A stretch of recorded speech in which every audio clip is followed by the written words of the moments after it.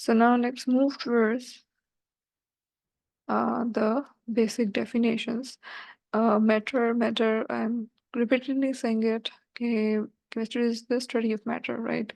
तो matter itself क्या होता है? तो matter is anything that occupies space and has mass, right? यानी उसका वॉल्यूम और उसका mass है। कोई भी ऐसी चीज जिसका वॉल्यूम है और जो ऑक्यूपाई कर रही है स्पेस को, तो we will say it is matter.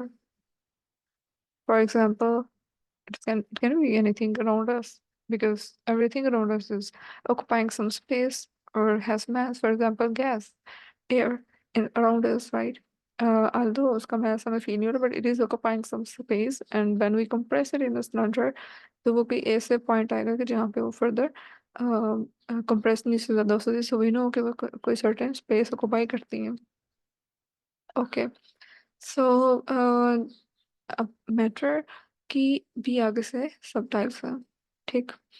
We can study that on the basis of their purity, कि अगर कोई प्योर मैटर है तो वो उसे हम कहेंगे कि ये सब्सटेंस है.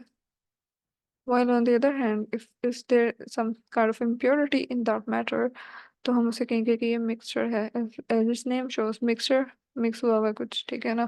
तो प्योर फॉर्म है तो सब्सटेंस कहलाएगा, ठीक है. अब सब्सटेंस और मिक्सचर के भी आगे से सब टाइप्स हैं. मिक्सचर कैन बी इधर होमोजीनियस और हेट्रोजीनियस, और ये क्या है इस टाइप का हम भी देखेंगे, ठीक है, बहुत डिटेल में. और सब्सटेंस के भी आगे से सब टाइप्स हैं, elements and compounds, right. And what are these? We are going to define it in detail. और एलिमेंट्स की आगे से भी सब टाइप्स हैं, metal, non metals and metalloids, right. Non metals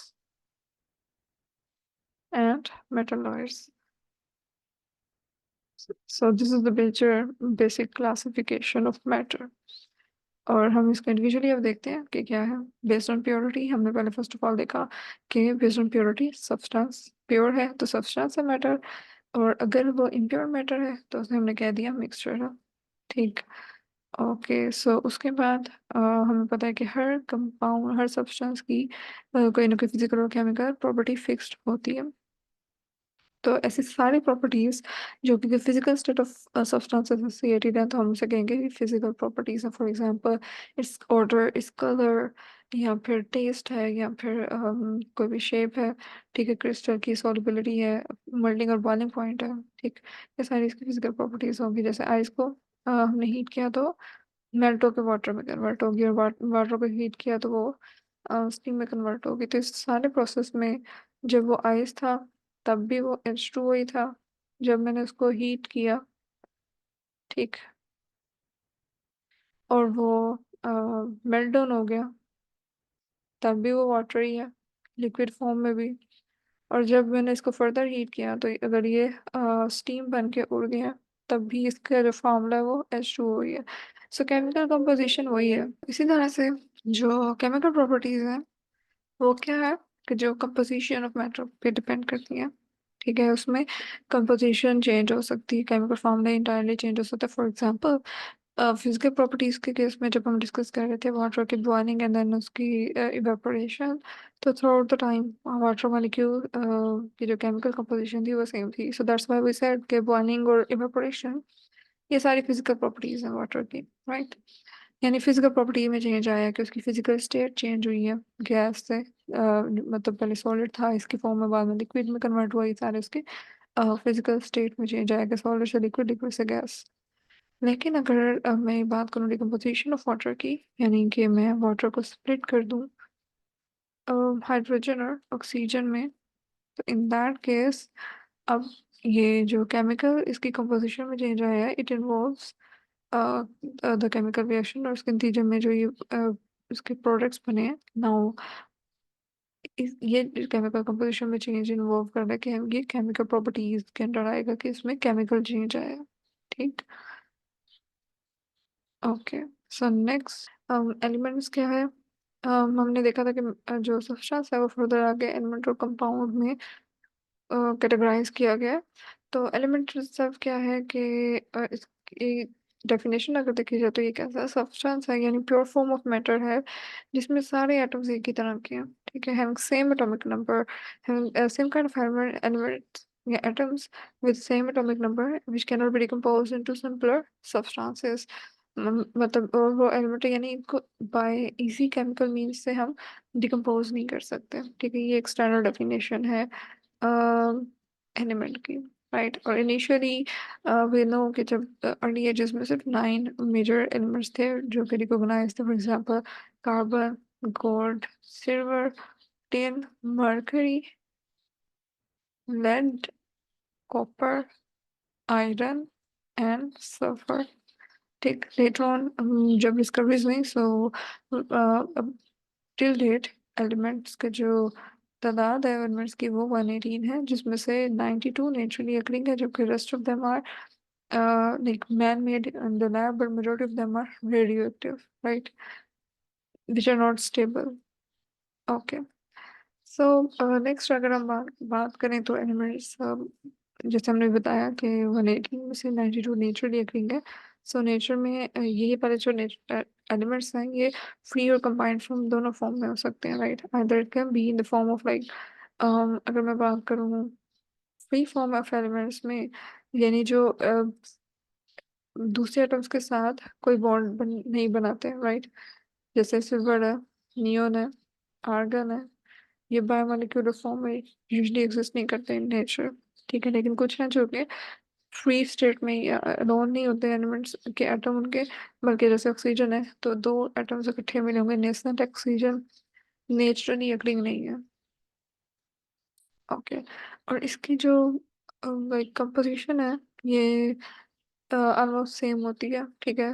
अगर मैं अर्थ क्रस्ट की बात करूं तो वहाँ पे प्रीडोमिनेटली ऑक्सीजन मौजूद है 47%, then silicon, then alumina, right. लेकिन ओशंस के केस में oxygen is way more than that of earth crust. तो ओशंस में oxygen is 86%, then hydrogen and then chlorine, right.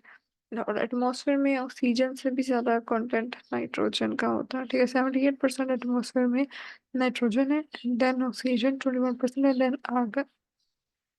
Elements की जो फिजिकल स्टेट है, एज वी नो कि वो सॉलिड, लिक्विड और लिक्विड और गैसेस हो सकते हैं। फॉर एग्जांपल सॉलिड्स के केस में जितने भी मेटल्स हैं usually they are solid, for example iron, silver, right, tin, इस तरह से सारे एग्जांपल्स आ जाएंगे। और लिक्विड के केस में लिक्विड जैसे ब्रोमीन वाटर है, ठीक है, और मरकरी है, और जो गैसेस फॉर्म है वो कौन सी हो सकती है, हाइड्रोजन है, ऑक्सीजन है, नाइट्रोजन है, ठीक है, एंड मेनी मोर। एलिमेंट्स के लिए जो रिप्रेजेंटेशन के लिए सिंबल्स यूज होते हैं वही नो के वो जो फर्स्ट लेटर्स हैं यूजुअली वो यूज होते हैं, और समटाइम्स फर्स्ट 2 लेटर्स को भी रिप्रेजेंटेशन के लिए यूज किया जाता है। वैलेंसी क्या है, किसी भी एलिमेंट की वैलेंसी उसके एलिमेंट की कंबाइनिंग कैपेसिटी है। और हम इसको देखने के लिए हम ये भी रख सकते हैं कि जितने कोई भी एलिमेंट के जितने नंबर ऑफ हाइड्रोजन एटम्स के साथ अटैच है, फॉर एग्जांपल कार्बन है तो वो आगे से अगर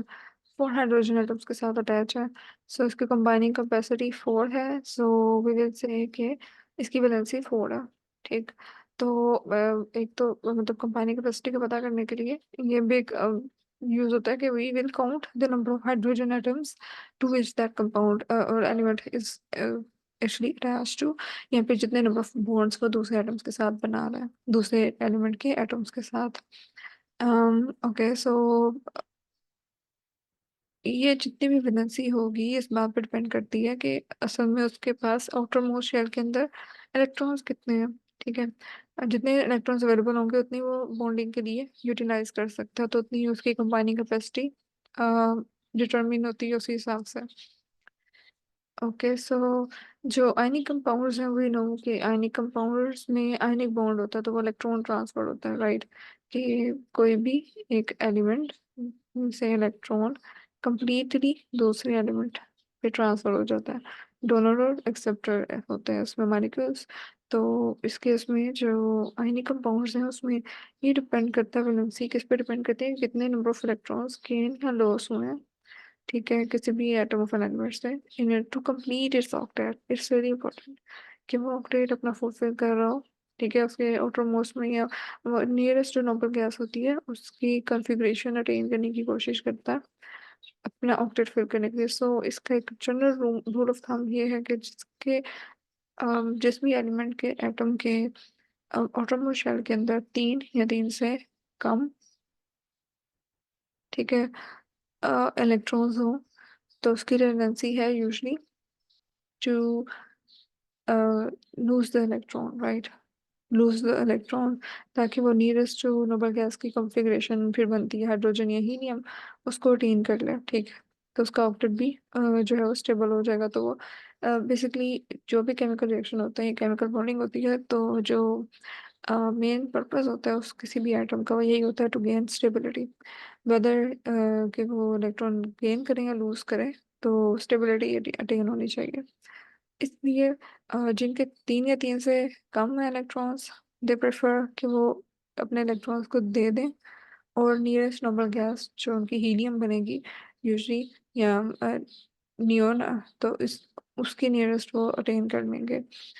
लेकिन अगर कोई एलिमेंट इन दैट केस के जब इलेक्ट्रॉन्स फाइव या फाइव से ज़्यादा होंगे, ठीक है, इन दैट केस वो क्या करेंगे, इलेक्ट्रॉन गेन करने की टेंडेंसी रखते होंगे to gain stability in order to fill their octet, fulfill their octet, right? All right. So हाँ बताइए, यहाँ पे एक डेफिनेशन बहुत इंपॉर्टेंट है रेडिकल की, जो कि ऐसा ग्रुप ऑफ एटम्स है जो जिसके ऊपर कोई चार्ज होता है, ठीक। अब सारे जो इनके स्पेसिफिक वैलेंसीज हैं और जो इनके एलिमेंट्स के सिंबल्स हैं, ये जरा ये टेबल है विच इज़ रियली इंपॉर्टेंट। इसमें ये जो बाइसल्फेट है, कार्बोनेट है, ये इनके ऊपर चार्जेस हैं, ठीक है, combination of atoms with the charges on them, तो ये सारे रेडिकल आयंस कहलाएंगे, ठीक। अब इस हमने एक और टर्म है वेरिएबल वैलेंसी की, ठीक। वेरिएबल वैलेंसी का मतलब है कि एक या एक से ज़्यादा कंबाइनिंग कैपेसिटी इसके अंदर हो। फॉर एग्जांपल आयरन है तो वो 2+ में भी एग्जिस्ट करता है, 3+ में भी एग्जिस्ट करता है। तो इसकी वेरिएबल वैलेंसी है कि कुछ केसेस में वो स्टेबिलिटी के लिए दो इलेक्ट्रॉन्स को लूज करेगा, और कभी वो तीन इलेक्ट्रॉन्स को भी लूज करेगा, ठीक है, based on the A9 present with that. जैसे सल्फेट के केस में तो ये -2 है, तो इसको बैलेंस करने के लिए यहाँ पे +2 है। जैसे फेरिक सल्फेट के केस में यहाँ पे SO4 3- होता है, ठीक है, ये 3 है, तो और इसके यहाँ पे होगा +3 उसको बैलेंस करने के लिए, ठीक। Okay, so next is compound. Compound क्या है, इज सब्सटेंस, ठीक है, एक ऐसी प्योर फॉर्म ऑफ मैटर है जिसमें दो ही दो से ज्यादा एलिमेंट हो सकते हैं, जो कि केमिकली उसी से कंबाइंड होंगे एक फिक्स रेशियो बाय मास में, ठीक है। और ये जो कॉम्बिनेशन है इसमें एलिमेंट जो है वो अपनी प्रॉपर्टीज लूज करके एक न्यू प्रॉपर्टीज वाला कंपाउंड बना रहा होता है, राइट। जैसे अगर हम वाटर की फॉर्मेशन की एग्जांपल लें, तो हाइड्रोजन और गैसेस दोनों की अपनी प्रॉपर्टी क्या है कि दे आर गैसेस, राइट।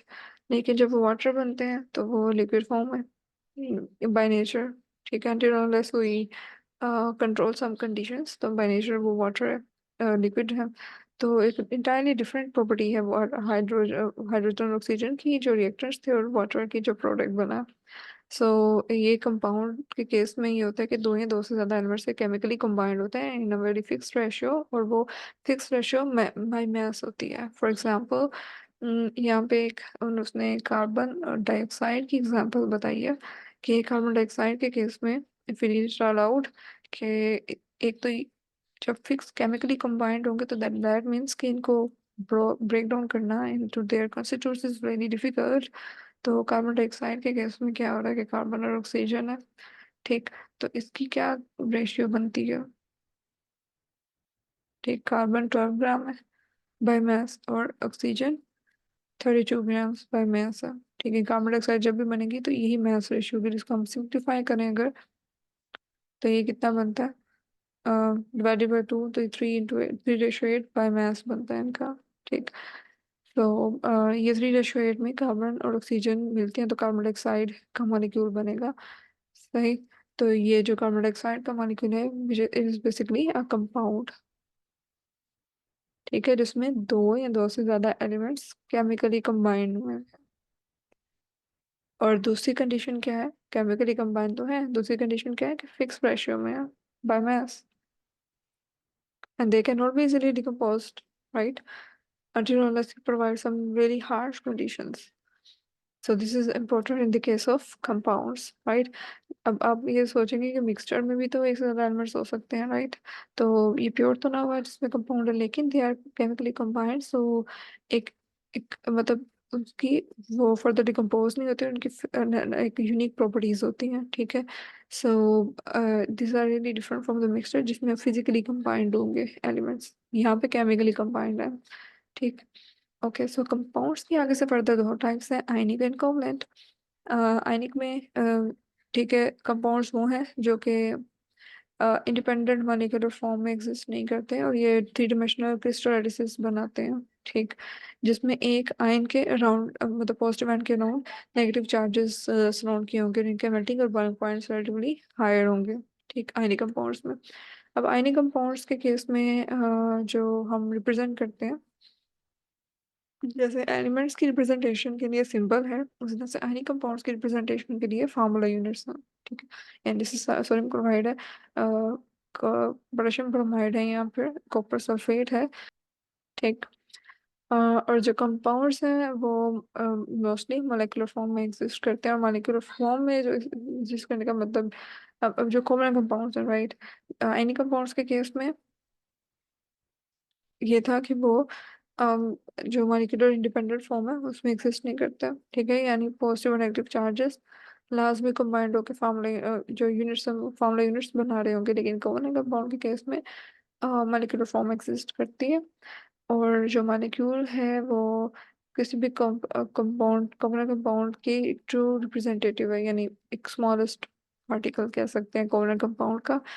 और इसका जो फार्मूला, जैसे वहाँ पे फार्मूला यूनिट्स था, यहाँ पे मोलेकुलर मोलेकुलर मास, जैसे वाटर है HCl H2SO4। ओके, तो कुछ उसने एग्जांपल्स दी हैं कंपाउंड्स के और उसके chemical formula, so let's just go through that.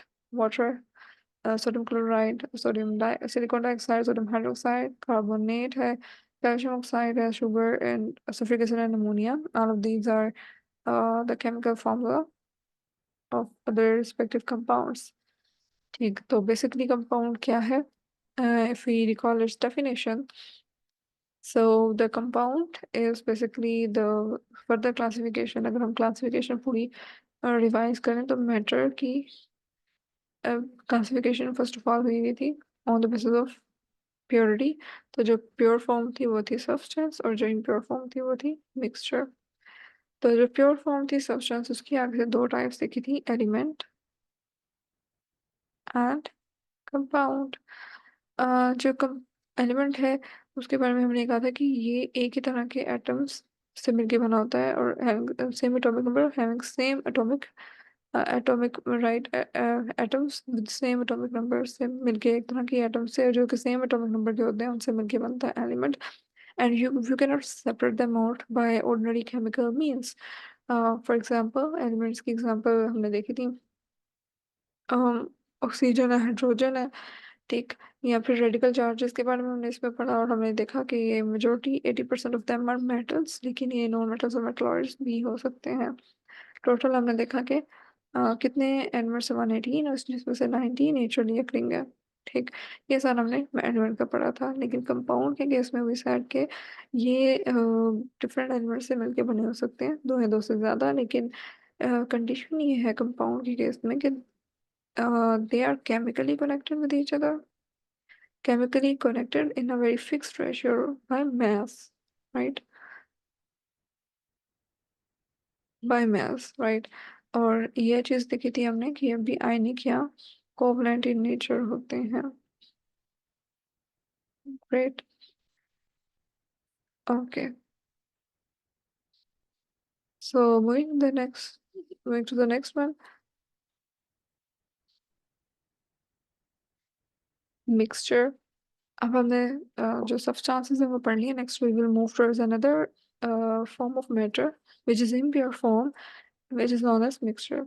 अब इसमें केमिकल कॉम्बिनेशन नहीं हुआ हुआ, इसमें फिजिकल कॉम्बिनेशन है, और हम इसको इलेक्ट्रॉन सेपरेट और भी इजीली कर सकते हैं। ठीक है, दो या दो से ज़्यादा एलिमेंट्स या कंपाउंड्स का मिक्सअप जो कि फिजिकली है विदाउट एनी फिक्स रेशियो। ठीक है, मिक्स किया हुआ जस्ट, और हम इसको इलेक्ट्रॉन सेपरेट और इजीली कर सकते हैं फिजिकल मेथड्स के थ्रू। ठीक। अब मिक्सिंग के बाद भी उन कंपाउंड्स की अपनी प्रॉपर्टी रिटेन रहती है। कंपाउंड्स के केस में जो न्यू प्रोडक्ट बनता है उसकी प्रॉपर्टीज डिफरेंट होती हैं जो उसके बनाने वाले कंपाउंड्स थे। जैसे हमने हाइड्रोजन और ऑक्सीजन की देखा कि एलिमेंट्स जो बनाने वाले हैं दोनों गैसेस हैं, लेकिन वाटर की प्रॉपर्टीज सारी इससे डिफरेंट हैं, इसकी अपनी यूनिक प्रॉपर्टी होगी। ठीक है, और ये फिक्स्ड रेशियो बाय मास में बने हुए हैं, और वी विल से कि इसको सेपरेट करना भी डिफिकल्ट है। ठीक। जबकि इन द फॉर्म ऑफ मिक्सचर जो उसकी प्रॉपर्टीज हैं, मतलब जो पेरेंट कंपोनेंट्स हैं की प्रॉपर्टीज हैं, वो एज इट इज रहती हैं, वो चेंज नहीं होती मिक्स करने के बाद भी। ओके सो, और हम इसको सेपरेट आउट कैसे कर सकते हैं? By physical methods, for example distillation, filtration, evaporation, crystallisation and magnetisation. ठीक। तो ऐसे सारे मिक्सचर्स जिनमें यूनिफॉर्म जो कंपोजिशन होती है थ्रू आउट, उसको हम कहते हैं कि होमोजीनियस है। ठीक है, जैसे गैसोलीन है, एयर है, या आइसक्रीम है। ठीक। लेकिन कुछ ऐसे होते हैं जहाँ में कंपोजिशन डिफरेंट होती है। फॉर एग्जांपल सॉइल की कंपोजिशन बाय लोकेशन वेरी कर सकती है, रॉक एंड वुड की भी वेरी कर सकती है, कंपोजिशन थ्रू आउट सेम नहीं होती। So that's why we will say कि हेटेरोजेनियस मिक्सचर्स वो हैं जिनमें कंपोजिशन फिक्स नहीं है।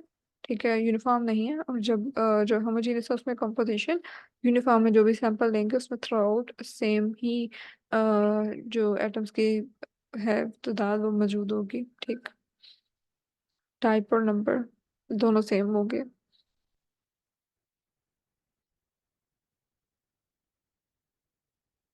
ओके सो नेक्स्ट हम इसके एग्जांपल देख लेते हैं। एयर एक मिक्सचर है। मिक्सचर मीन्स के वो इन सब एंटिटीज मिक्स तो ही नहीं है। ठीक है, डिफरेंट काइंड्स, लेकिन इसमें आपस में एक दूसरे की, ये नहीं है कि मिक्स होने के बाद नाइट्रोजन की प्रॉपर्टी ऑक्सीजन की प्रॉपर्टी ये मिलकर कुछ और ही न्यू प्रोडक्ट बना रहे हो, ऐसा नहीं हो। एयर में हमारे आसपास it's a combination of multiple gases, mixture of multiple gases, लेकिन each retain its own entity, right? तो बिकॉज ये फिजिकली सेपरेटेबल है। ठीक। सो एग्जाम्पल है नाइट्रोजन, ऑक्सीजन, कार्बन डाइऑक्साइड, बहुत सारी नोबल गैसेज एंड पोल्यूटेंट या sometimes heavy metals in case of pollution भी प्रेजेंट होते हैं एयर में, एंड स्मोक एज वेल, लेकिन ये सारे फिजिकली सेपरेटेबल है। सॉइल के केस में मिक्सचर है ये सैंड, क्ले, मिनरल्स और बहुत सारे वाटर एंड एयर का। मिल्क में प्रोटीन प्रेजेंट है, फैट है, water and sugar, mineral salts and as well as vitamins. Brass एक एलोए है, नो ये एक मिक्सचर है कॉपर एंड जिंक का। ठीक। So brass is a mixture basically for copper and zinc. Okay, so now I hope कि जो compound और मिक्सचर की डेफिनेशंस हैं वो क्लियर हुई होंगी आपको। नाउ अब देखते हैं द डिफरेंसेस इनके। सो मज़ीद जो क्लैरिफिकेशन है वो हो जाएगी कंपाउंड और मिक्सचर के केस में। सो फर्स्ट ऑफ ऑल जो इसकी फॉर्मेशन है,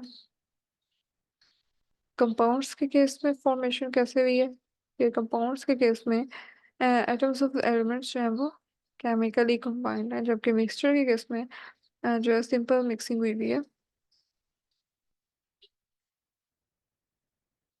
सब्सटेंसेस की। ठीक है, यानी जो प्योर फॉर्म ऑफ मैटर है वो सिंपली आपस में मिक्स होकर एक मिक्सचर बना रहे हैं, जबकि कंपाउंड के केस में एलिमेंट्स के एटम्स केमिकली कंबाइंड है in very fixed ratio of mass. ठीक। और कंपाउंड के केस में जो इंडिविजुअल एटम्स हैं, इंडिविजुअल एलिमेंट्स हैं, वो मिक्स होकर जब न्यू चीज़ जो कंबाइन होके सॉरी जब न्यू चीज़ बनाते हैं तो वो अपनी जो प्रॉपर्टीज हैं वो लूज कर देते हैं और नई प्रॉपर्टीज बनती है नई सब्सटेंस की। ठीक है, उसकी डिफरेंट प्रॉपर्टी होती है। मिक्सचर के केस में जो उसके कंस्टिट्यूएंट एलिमेंट्स हैं उनकी प्रॉपर्टी रिटेन रहती है। Certainty of constitutes is the next point. ठीक है, इट्स एलिमेंट्स और पार्टिकल्स, ठीक। और नेक्स्ट आता है कि जो फिक्स कंपोजिशन है, कंपोजिशन कंपाउंड्स के केस में तो फिक्स्ड है, लेकिन मिक्सचर के केस में कोई फिक्स कंपोजिशन नहीं है। बायमास या बायमोल वट से है, लेकिन इस केस में बायमास एक फिक्स कंपोजिशन होती है। इसी तरह से अगर हम सेपरेशन की बात करें, तो कंपाउंड्स में वही नो कि हमने देखा था कि वो केमिकली बॉन्डेड है और सेपरेबल नहीं है। जबकि मिक्सचर के केस में, जैसे हमने एयर की एग्जांपल देखी थी, कितने ज्यादा गैसेस का मिक्सचर है लेकिन वो आपस में एक दूसरे से केमिकली बॉन्डेड नहीं है, और अपनी अपनी इंडिविजुअल प्रॉपर्टीज थी सब गैसेस की एयर के अंदर, और वो फिजिकली इजीली सेपरेट आउट हो सकती हैं। जो कंपाउंड्स हैं उनका केमिकल फार्मूला रिप्रेजेंट होता है, लेकिन माने कि मिक्सचर का कोई केमिकल फार्मूला नहीं होता कि एयर का ओवरऑल भी केमिकल फार्मूला उसके कंपोनेंट्स का हो सकता है जिन सब्सटेंसेस से वो मिलके बना है, लेकिन सच एयर का कभी कोई केमिकल फार्मूला नहीं हो सकता, बिकॉज बहुत सारे कंपोनेंट्स है वो केमिकली कंबाइंड तो है नहीं, ठीक है। और next is the is again the point relevant to the composition कि इसकी हमेशा होमोजीनियस ही होनी है, जबकि मिक्सचर होमोजीनियस या हेट्रोजीनियस हो सकता है। और जो मेल्टिंग पॉइंट की बात है फिजिकल प्रॉपर्टी में, एक मेल्टिंग पॉइंट, मिक्सचर का कोई शार्प मेल्टिंग पॉइंट नहीं ऑफ कोर्स, क्योंकि ऐसी कोई स्ट्रॉन्ग बॉन्डिंग ही नहीं है कि वो रेजिस्ट कर सकें, जबकि कंपाउंड्स के केस में स्ट्रॉन्ग बॉन्डिंग हुई होती है, so that's why they can resist the high temperatures, और इनके शार्प और फिक्स्ड मेल्टिंग और बॉइलिंग पॉइंट्स होते हैं। So that was the main difference between compounds and mixture. Now we will see certain examples to further clarify our concept. अब जैसे उसने यहाँ पे एक क्वेश्चन दिया, उसमें उसने हमसे कुछ ये लिस्ट दिया हमें कुछ चीज़ों की, और उसने पूछा है कि क्या इनमें से हमने आइडेंटिफाई करना है कि मिक्सचर कौन सा है, कंपाउंड कौन सा है, और एलिमेंट कौन सा है। So let's just start telling it. So let me just enlist them all first, and then we can uh, better tell. ठीक है। So gunpowder, urine, aluminium, silicone, tin, lime, and ice cream. Ice cream is the last one, so we will see it. Okay, so now in this case, alright. So ये जो हमारे पास Coke है, Coca Cola, it's an example of a mixture which is a homogeneous mixture. Petrol is also a mixture. Sugar may we have learned it from the example कि इसमें chemically combined by fixed ratio of mass. So sugar is also a compound. Blood के अंदर हमें पता है कि बहुत सारे रेड ब्लड सेल्स और मिनरल्स और प्रोटीन वगैरह मौजूद है, तो इस मिक्सचर है जिसमें हर कॉन्स्टिट्यूट की अपनी एंटिटी है। ब्लड का कभी कोई chemical form like fix defined नहीं है, इसी वजह से।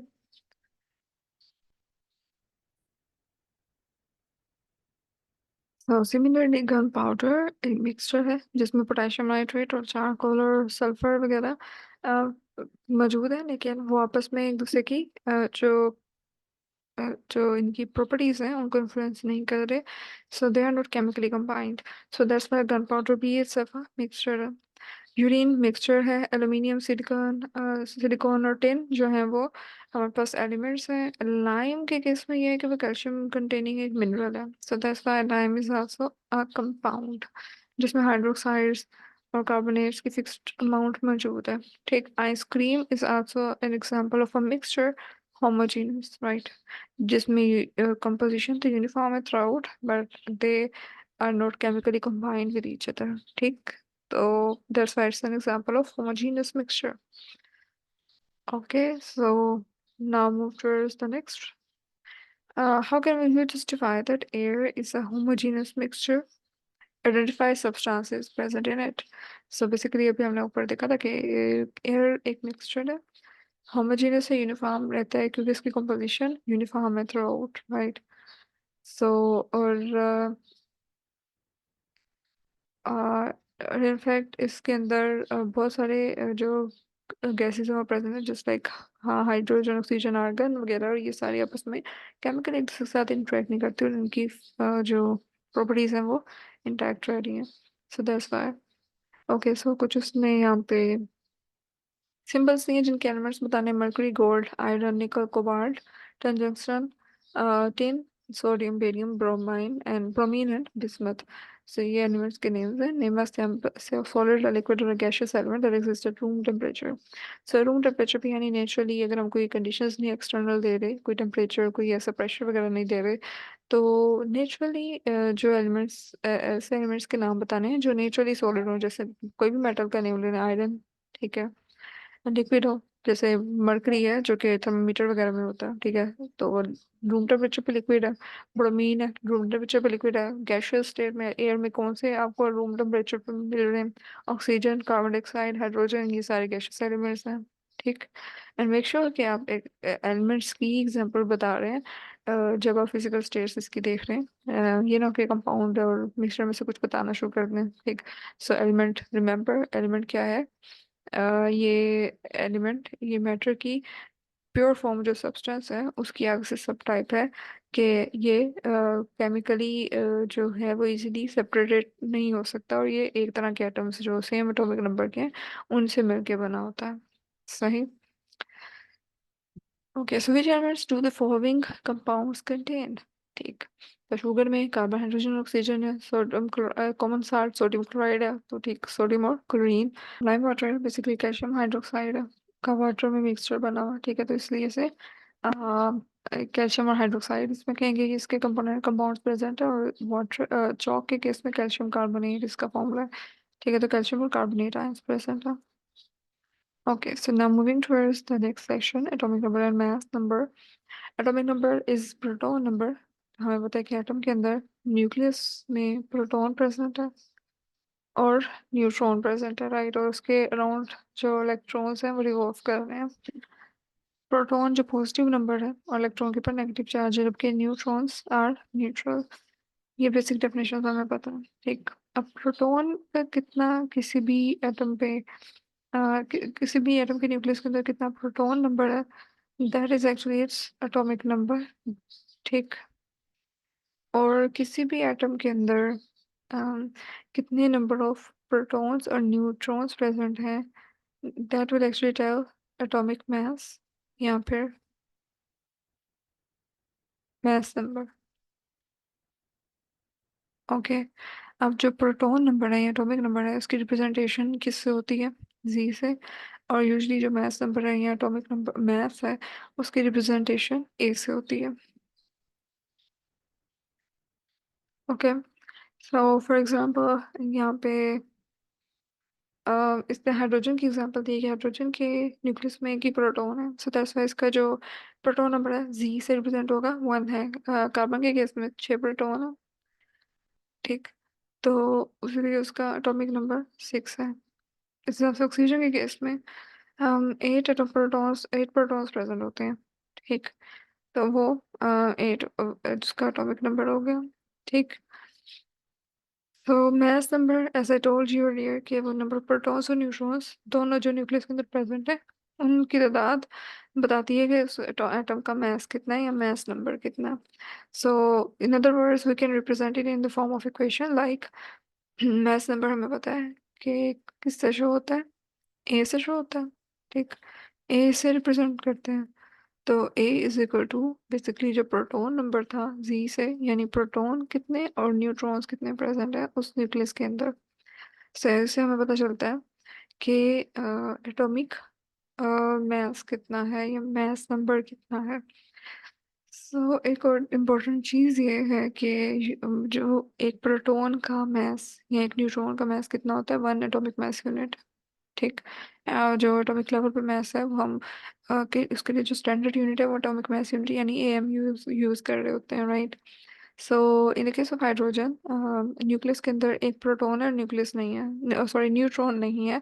सो that's why we will say कि इसका जो एटॉमिक मास है वो 1 है। लेकिन कार्बन के केस में उसके न्यूक्लियस के अंदर 6 प्रोटॉन है, that makes its proton number atomic number to be 6। लेकिन न्यूक्लियस में प्रोटॉन के अलावा 6 न्यूट्रॉन्स भी हैं, सही। So that's why overall sum of इसका एटॉमिक मास 12 हो जाता है। Got it. So there is a chart here for you to see that her nucleus के अंदर जो proton neutrons present है, based on that they have some fixed atomic number and mass numbers respectively. And now here's a little bit of mathematical numerical for you to check out your concept. Basically it's highly easy. इसमें क्या कर रहा है वो कि उसने कोई atom, उसका क्या क्या एटम है जिसका ए से क्या रिप्रेजेंट होता है और जी से क्या रिप्रेजेंट होता है। ए वॉज फॉर एटॉमिक मास यानी मास नंबर, ठीक। और जो हमारे पास 92 है ये उसका प्रोटॉन नंबर है, जी से शो हुआ हुआ है, यानी एटॉमिक नंबर, ठीक। तो उससे कहा है कि हमने, उसने हमें एटॉमिक मास और मास नंबर दिया है और हमने से उसने पूछा क्या है, उसने हमसे पूछा है कि प्रोटॉन और न्यूट्रॉन बताओ। ओके। सो एक तो एट वन ग्लांस जैसे ही हमें पता चला है कि इसका एटॉमिक नंबर या जी की वैल्यू ये है 92, सो दैट मीन्स कि ही इसका प्रोटॉन का नंबर है, राइट। राइट, एटॉमिक नंबर का दूसरा नेम प्रोटॉन नंबर है। सो दैट मीन्स कि एक आंसर तो हमें आ गया कि नंबर ऑफ प्रोटॉन्स कितने हैं, जितने उसका एटॉमिक नंबर बताया हुआ है जी से, ठीक। तो नंबर ऑफ प्रोटॉन्स कितने हैं 92। तो नंबर ऑफ न्यूट्रॉन्स कितने हैं। अब नंबर ऑफ न्यूट्रॉन्स कैसे पता चलेंगे, हमें पता है कि एटॉमिक मास किसके इक्वल होता है, number of protons Z plus number of neutrons. अब हमें number of neutrons find out करने हैं, तो हम ये फाइंड आउट कर सकते हैं इजीली। यानी कि मैं क्या करूँगी, यहाँ पे इसके वैल्यू 238 है is equal to 92 plus N. तो 238 minus 92 is equal to N हमें बता देगा कि क्या नंबर ऑफ न्यूट्रॉन्स हैं, राइट।